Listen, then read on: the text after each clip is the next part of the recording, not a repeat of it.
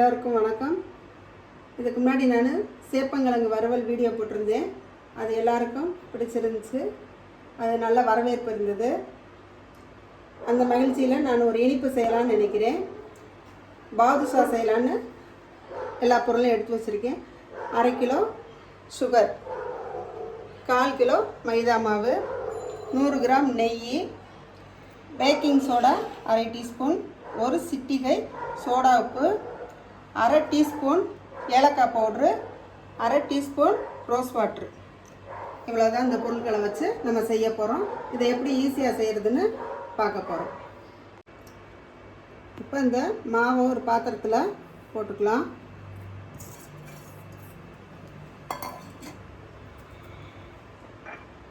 இதில்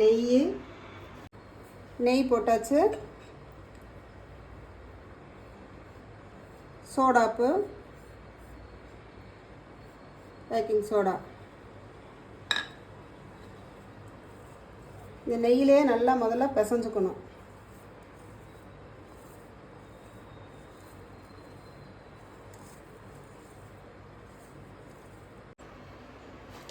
கொஞ்சமாக தண்ணி ஊற்றி பிசைஞ்சுக்கணும்.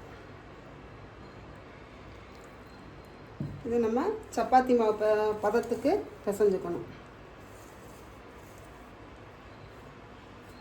இப்போ இந்த அளவுக்கு பிசைஞ்சாச்சு. அம்மிக்கு பிசையக்கூடாது, நல்லா சாஃப்டாக பிசைஞ்சு வச்சுக்கணும்.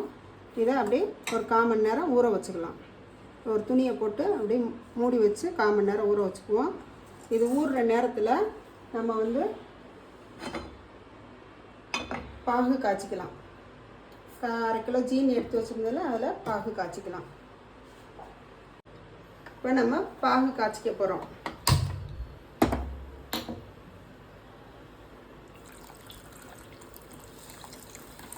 ஜீனியில் முங்குற அளவுக்கு தண்ணி ஊற்றிக்கணும். இதை நல்லா கிண்டி விட்டுக்கிட்டே இருக்கணும். பாகு நல்லா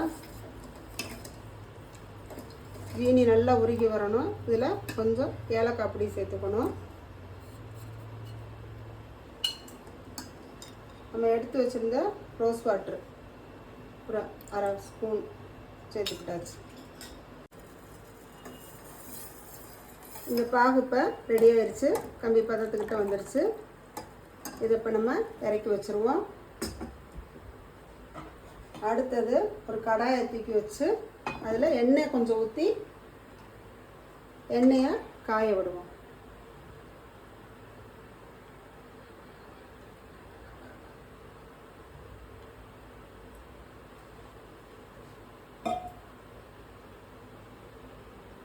இந்த பாதுஷா முங்கி வேகிற அளவுக்கு நம்ம எண்ணெய் விட்டுருக்கோம். எண்ணெய் விட்டு அது நல்லா சூடேறட்டும். இப்போ இந்த மாவு நல்லா ஊறிடுச்சு. 1/4 மணி நேரம் ஊற வச்சுருந்தோம், நல்லா ஊறிடுச்சு. இந்த மாவை எடுத்து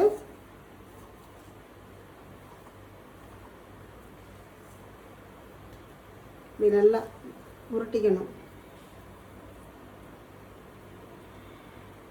உருட்டி மெதுவாக இப்படி தட்டிட்டு லைட்டாக ஒரு குழி.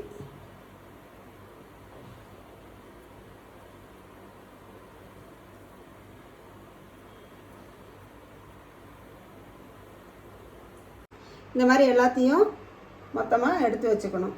எண்ணெய் காஞ்ச உடனே அதை ஒன்று ஒன்றா போட்டு பொன்னிறமாக போட்டு வறுத்து எடுக்கணும்.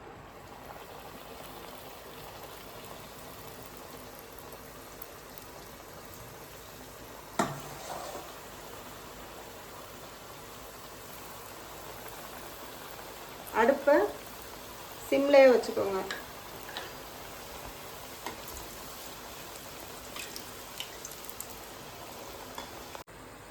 இந்த அளவுக்கு நல்லா மொறுமொறுன்னு வெந்த உடனே அப்படியே ஒன்று ஒன்றா எடுத்து நம்ம எடுத்து வச்சுருக்க இந்த பாகில் போட்டுறணும்.